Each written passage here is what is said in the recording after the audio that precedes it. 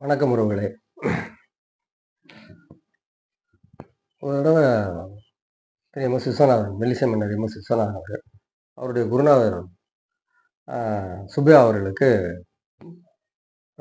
விழா நடத்தணும் அப்படின்னு சொல்லிட்டு, அவரை பெருமைப்படுத்தி விழா நடத்தணும் அப்படின்னு சொல்லிட்டு முடிவு பண்ணுறாரு. பட் அதுக்கான நிகழ்ச்சி அந்த ஒரு பத்திரிகை இதெல்லாமே அசம்பிள் பண்ணி குரூப் பண்ணி அதில் நிறைய நடிகர்கள் பேர், புரட்சித்தலைவர் எம்ஜிஆர் பேர், நடிகர்கள் சிவாஜி பேர், இப்படி எல்லாமே எழுதியிருக்காரு. அதில் நிறைய பேர் கலந்துக்கிறதா எல்லாம் எழுதிட்டு குரூப் பண்ணிட்டு அதை நடிகர் ஷோவிட்ட கொண்டே காமிக்கிறார். ஷோ வந்து விஸ்வநாதன் நெருங்கிய நண்பர். ஸோ அதனால் அவர்கிட்ட கொண்டே காமிக்கிறாரு. காமிக்கும்போது அவர் வாங்கி ஷோ வாங்கி பார்க்குறாரு அப்படின்ட்டு வாங்கி பார்க்குறாரு. எல்லாம் கரெக்டாக இருக்குது. கீழே பார்த்தீங்கன்னா தொகுப்புரை அப்படின்னு போட்டு ஷோ அப்படின்னு போட்டுருக்கு. அதை பார்த்துட்டு ஷோக்கு ஷாக் ஆகிட்டார். என்ன தொகுப்புரை நீ என் பேரை போட்டு வச்சிருக்க? ஆமாடா, நீ என் நண்பன் இல்லையா? அதாவது எம்.எஸ். விஸ்வநாதன் வந்து ஒரு குழந்தை மாதிரி. நீங்கள் காதலா படம் பார்த்தீங்கன்னா தெரியும் அவருடைய ஆக்டிங். அது காதல் மன்னன், காதலா முருகா முருகா அப்படின்னு வரல, அந்த மாதிரி தான் அவருடைய இயல்பான ஒரு டோனே. அப்போ அவர் என்ன பண்ணுறாரு, ஆமாடா நீ என் நண்பன் இல்லையா, அதனால் நீ தான் வாழ்த்துறை வழங்கணும், உன்னோட தொகுப்புரை வழங்கணும், உன்னோட என்ன இருக்கு? அப்போ அது எனக்கு ஒன்றும் இல்லை. இப்போ இது நீ மற்றவங்கிட்ட அந்த பத்திரிகை காமிச்சியா, கொடுத்துட்டியா அப்படின்னு. இல்லை இன்னும் கொடுக்கல, ஃபஸ்ட்டு உன்ட்ட காமிக்கிறேன், நீ அடுத்து தான் நான் அவரை போய் சின்னவரை பார்த்து எம்ஜிஆரை பார்த்து கொடுக்கணும். எவ்வாறு எனக்கு என்னமோ இது சரியாக படலை, கண்டிப்பாக எம்ஜிஆர் அவர்களுக்கு ஒத்துக்கிற மாட்டார், நான் தொகுப்புரை வழங்கி அவர் வர்றதுக்கு சம்மதிக்க மாட்டார், சொன்னா கேளு, தயவு செஞ்சு என் பேரை எடுத்து விட்டுறாரு. என்ன நீ புரியாமல் பேசிட்டு இருக்க? நீ என் நண்பன்டா, இந்த ஃபங்க்ஷனுக்கு நீ தான் வரணும், அதனால அவரும் வரமாட்டார், அவர் வரமாட்டேன்னு சொல்ல மாட்டார். இப்போ அங்கே வந்து நீ அரசியல் பேசியா அப்படின்னு. அது எப்படி அந்த மேடையில் நான் எப்படி அரசியல் பேசுவேன்? அதுவும் குருநாதருக்கு வாழ்த்து விழா எடுக்கிற விழா, அதெல்லாம் நான் போய் என்ன இதுக்கு அரசியல் பேச? அப்புறம் என்ன, எங்கே அரசியல் பேசுறியோ அங்கே தான் பிரச்சனை வரும். நீ அரசியல் பேசாத, சாதாரணமாக பேசிடு, அவ்வளோதானே அப்படின்னு சொல்லிடுறாரு.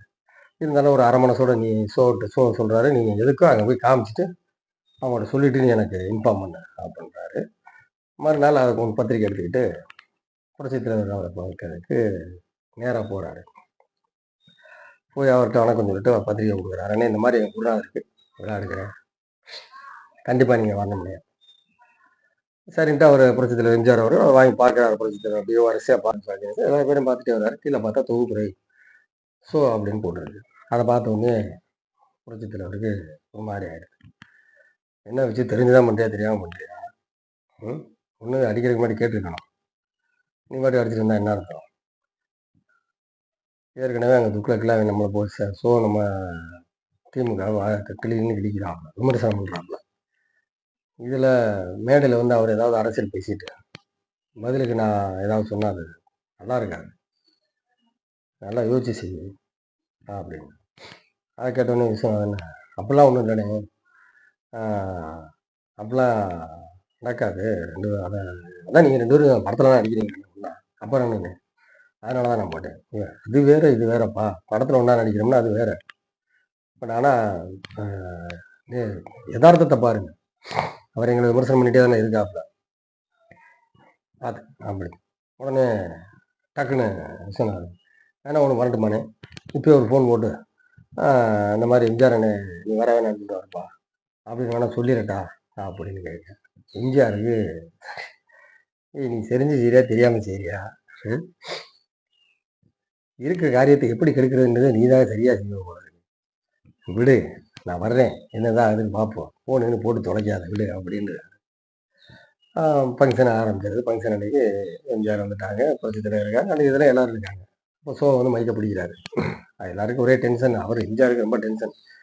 ஸோ இட விடமான ஆள், ஏதாவது ஒன்று பேசணும்னு பேசி நம்ம பதிலுக்கு ஏதாவது ஒன்று சொல்லி ஆக வேண்டிய கட்டாயத்துக்கு ஆளாக இருக்கும்னு பயந்து போய் ஒரு மாதிரி டென்ஷனில் உட்காந்துருக்காரு. ஸோ எடுத்த உடனே இங்கே நம்ம வாத்தியார் வந்திருக்கிறாரு அப்படின்னு சொல்லி ஆரம்பிக்கிறார். வாத்தியார் சொன்னது தான் விஷயம். தொண்டர்கள் கைதட்டலை பார்த்தீங்கன்னா கிளாப்ஸ் பறக்குது. பொதுவாகவே படத்தில் பார்த்தீங்கன்னா எம்ஜிஆர் வாத்தியாரேன்னு கூப்பிட்றது ஒரு 3 பேர் தான் எனக்கு தெரிஞ்சு. ஷோ அவர்கள், தேங்காய் சீனிவாசன் அவர்கள், ஐஸ்வரி வேலன், இவங்க 3 பேர் தான் வாத்தியாரே அப்படின்னு கூப்பிடுவாங்க. அதில் ஷோ கூப்பிட்றது ரொம்ப அழகாக இருக்கும். அந்த ஒரு மெட்ராஸ் பாஷையில் ரொம்ப அழகாக, என்ன வாத்தியாரே சொல்லு வாத்தியாரே அப்படின்னு சொல்லி ரொம்ப அருமையாக பேசுவார். அதே மாதிரி ஸ்டேஜில் அன்றைக்கி பேசுகிறாரு. இங்கே வாத்தியார் அவர்கள் வந்திருக்கிறாரு, 2 வாத்தியார்கள் வந்திருக்கிறாங்க.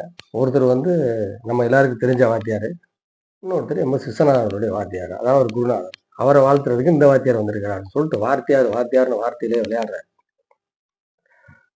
ஒரு 10 நிமிஷம் பேசுறாரு. எம்ஜிஆர் முகத்துல பயங்கர சந்தோஷம்.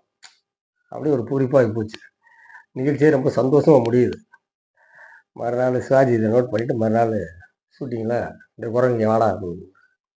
ஏன்னே என்னடா நேற்று வந்தா நிகழ்ச்சியில் வாத்தியாரேன்னு பயங்கரமாக கலக்கிட்டேன். என்ன ஏன்னே வேறு வழி இல்லை, அந்த சுச்சுவேஷனை சமாளிக்கணும், அரசியல் எதுவும் பேசிடக்கூடாது, அதனால் அந்த ஸ்டேஜில் அப்படியே அவரை சமாளிச்சேனே அப்படின்ட்டு இருக்காங்க. அடுத்து இதே ஷோ அவர்கள் வந்து துக்ளக்னு ஒரு படம் எடுக்கிறார், சொந்த படம் டைரக்ட் பண்ணுறாரு.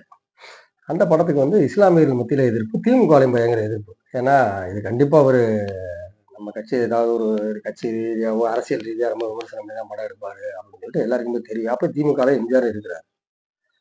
திமுகலேருந்து எதிர்ப்பு வருது, இஸ்லாமியர்லேருந்து எதிர்ப்பு வருது, இதை எப்படி சமாளிக்கிறது அப்படின்னு சொல்லிட்டு இவங்க வந்து கொஞ்சம் அவசரமாகவே படத்தை முடிக்கணும், ஏன்னா ஏதாவது ஒரு பிரச்சனை வந்துடும் அப்படின்னு சொல்லிட்டு வேகமாக எடுக்கிறாங்க. அந்த டயத்தில் அவர் தானாக அந்த படத்துக்கு தயாரிப்பாளர் யாருன்னு பார்த்தீங்கன்னா புரட்சித் தலைவர்கிட்ட மேனேஜராக இருந்த நாராயண ஐயர் அப்படின்றவர். அவர் அந்த கொஞ்சம் இன்ஃப்ளூயன்ஸை வச்சு அவர் அந்த படத்தை ஷூட் பண்ணிகிட்டே இருக்காங்க. ஒரு 15-20 நாளில் முடிச்சிடலாம் அப்படின்ட்டு. அப்போ அந்த டயத்தில் வாலி அவர்கள்கிட்ட எம்ஜிஆர் ஃபோன் பண்ணி, என்ன நீங்கள் அந்த படத்துக்கு பாட்டு எழுதிங்க, ஷோ படத்தில் முகமது பின் துக்ளக் படத்தில் பாட்டு எழுதிங்களாமான்னு கேட்டிருக்காரு. ஆமாண்ணே பாட்டு எழுதிட்டேனே, வாங்கிட்டேன், போய்கிட்டு இருக்கேன். எதுக்கு நீங்கள் தேவையில்லாத எல்லாம் பார்க்குறீங்க, அவர் ஏதாவது நம்மளை பற்றி தானே ஏதாவது திமுக பற்றி ஏதாவது சொல்லுவார், எதுக்கு?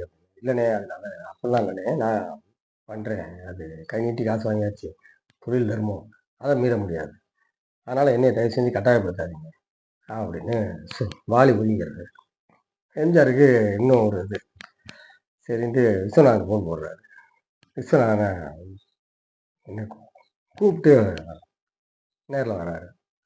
என்ன ஆச்சு, என்ன ஷோ படத்துக்கு நீ மியூசிக் போடுறியா?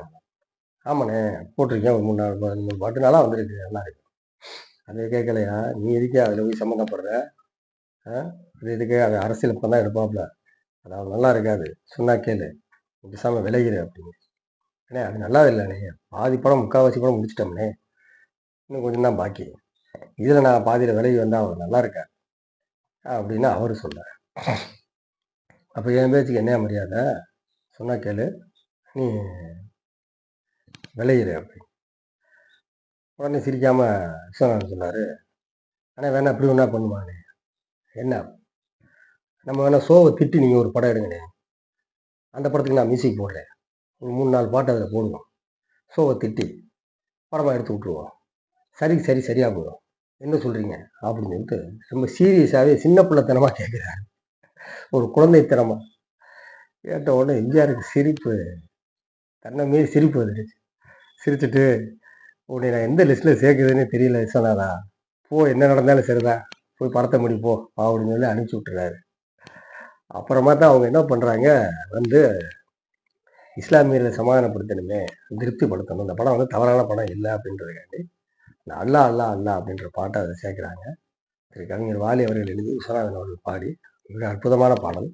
படத்தோட ஃபஸ்ட்டு ஷோவுக்கு படம் பார்க்க வந்த திமுகவுடைய எதிர்ப்பாளர்கள் இவங்க எல்லாருமே உள்ளே வந்து உட்காந்தோடனே அந்த பாட்டு டைட்டில் சாங் அந்த இதில் வரவுமே அல்லா அல்லா அந்த பாட்டை கேட்டவுடனே எல்லாருமே அமைதியாகி படத்தை எல்லாம் ரசித்து பார்த்தாங்க அப்படின்னு சொல்லி திரு சோ அவர்கள் குறிப்பிட்டு சொல்கிறார். இந்த பதிவு பிடிச்சிருந்ததுன்னா லைக் பண்ணுங்கள், கமெண்ட் பண்ணுங்கள், ஷேர் பண்ணுங்கள். உறவுகளே வணக்கம். அடுத்த பதிவில் சந்திப்போம்.